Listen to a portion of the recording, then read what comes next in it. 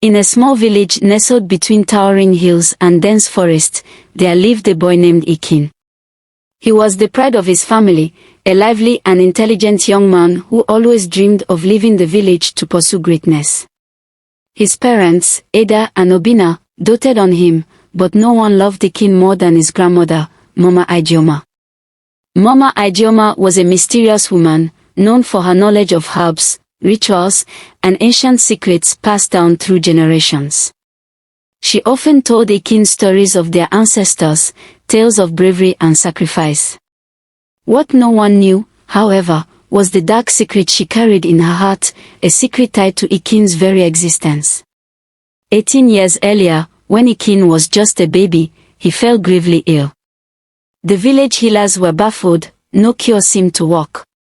One night, as Ekene's life hung by a thread, Mama Ijeoma left her hut and ventured deep into the forbidden forest. There, she sought the help of Agbola, a powerful forest spirit known to grant favors in exchange for steep sacrifices. Agbola agreed to save Ekene but demanded something in return.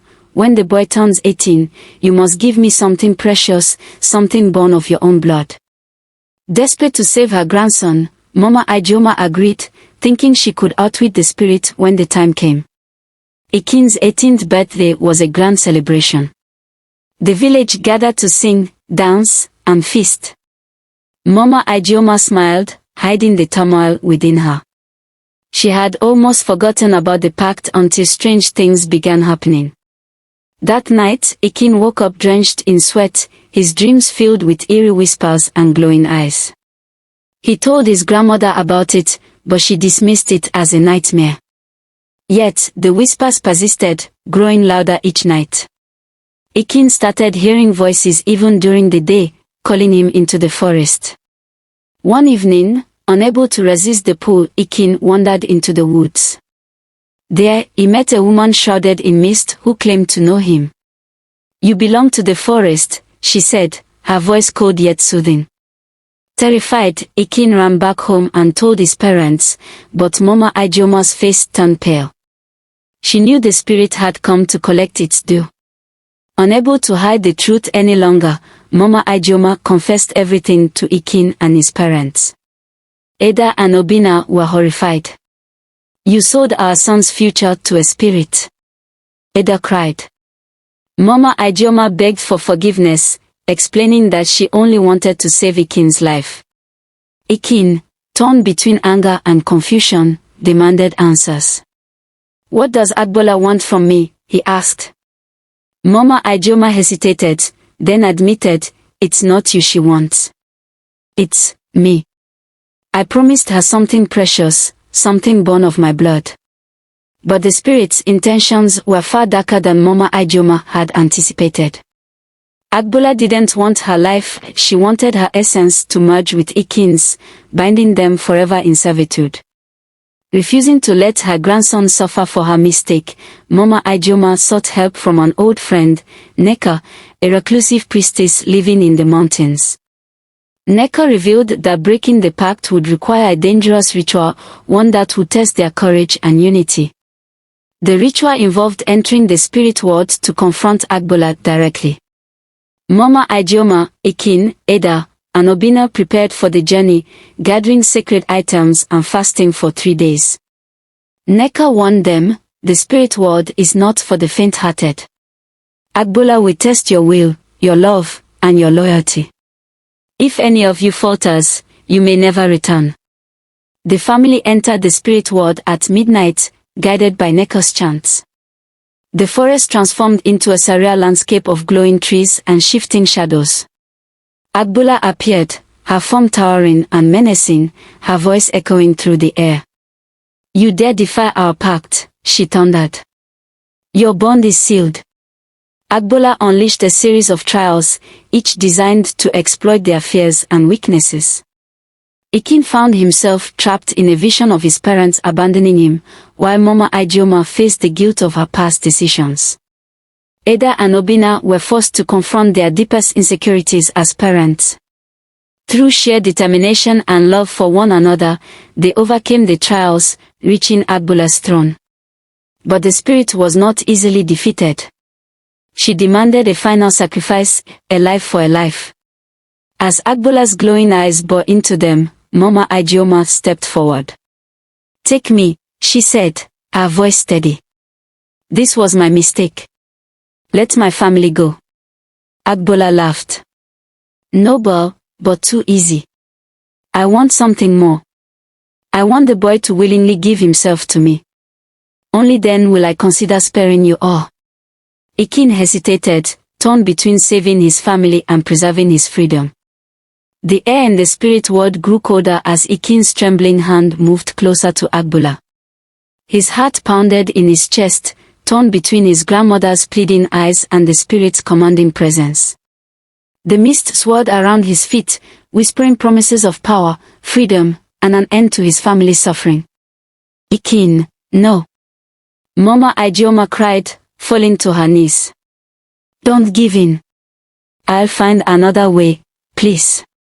Ada and Obinna shouted in unison, their voices raw with desperation. But Ekene felt trapped, like a moth drawn to a flame. He took one more step forward, and just as his fingers grazed Agbola's glowing hand, a voice boomed through the air. Everyone turned to see Neka, the priestess, emerging from the shadows. She held a staff glowing with ancient energy, her face stern and unyielding. "Agbola, you know the rules. No mortal soul can bind itself to you without first passing the sacred trial of the ancestors." Agbola scowled but stepped back, her fiery eyes narrowing. "Very well, priestess. The boy shall face the trial. But if he fails, he will belong to me, and so will his bloodline." Neka turned to Ekene, her expression softening. "This is your chance to save yourself and your family, but the trial will test every fiber of your being. Are you ready?" Ekene swallowed hard but nodded. "I'll do whatever it takes." Agbola waved her hand, and the mist thickened, swallowing Ekene whole. He found himself in a vast, empty desert, the sun blazing above him. A deep voice echoed in the air, "To prove your worth, you must complete 3 tasks. The first, find water in this barren land." Ekene wandered for hours, his throat parched and his skin burning. The desert seemed endless, and doubt began creeping into his mind. Was this task even possible? Suddenly, he noticed a small bird circling above him. It landed on a rock, pecking at something shiny. He approached and discovered a hidden spring beneath the rock. But as he bent down to drink, the water turned black, and a monstrous serpent emerged, hissing and coiling around him. "Do you think salvation comes without sacrifice?" the serpent hissed. Ekene realized this was part of the test. Summoning his courage, he grabbed a sharp stone and struck the serpent's head, freeing himself. The serpent dissolved into mist, revealing a crystal vial filled with water. "You have passed the first task," the deep voice boomed. The desert faded, replaced by a dense, dark forest. The voice spoke again, "Your second task, save the innocent." Ekene heard faint cries for help and followed them to a clearing, where a young girl was trapped in a cage surrounded by snarling wolves. The girl's eyes were wide with fear as the wolves growled and snapped their jaws. Without thinking, Ekene grabbed a fallen branch and lit it with a spark from a nearby stone.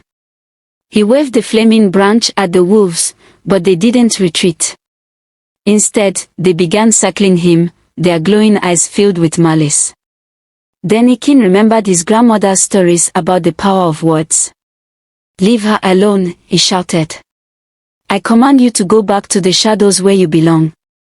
The wolves hesitated, and with a final shout Ekene drove them away. The girl's cage vanished, and she transformed into a glowing figure, the spirit of a child who had been trapped in the spirit world. "You have passed the second task," the voice declared. The forest dissolved, and Ekene found himself in his family's hut. His parents and grandmother were there, looking at him with expressions of love and sorrow. The voice spoke one last time, "Your final task, choose the truth over illusion." Before Ekene could react, the room filled with laughter, and another version of himself appeared, dressed in fine clothes and surrounded by riches. "This is what you could have," the other Ekene said. "Forget the trials, forget your family, and live in luxury. Isn't that what you've always wanted?" Ekene felt the pull of the illusion, but then he looked at his grandmother. Her eyes were filled with guilt and love, and he remembered the sacrifices she had made for him. "No," Ekene said firmly. "I won't abandon my family. They are my truth." The illusion shattered, and Ekene found himself back in the spirit world. Agbola stood before him, her expression unreadable.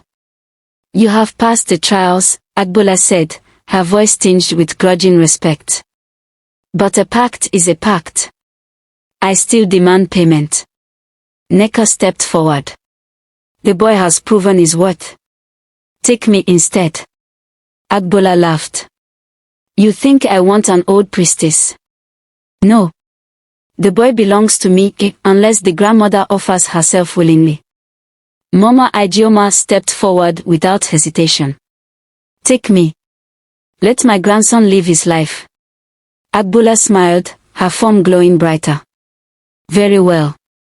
The bond is broken, but this is not the end. Beware, for I will return when you least expect it." With a blinding flash, Agbola disappeared, and the family found themselves back in their village.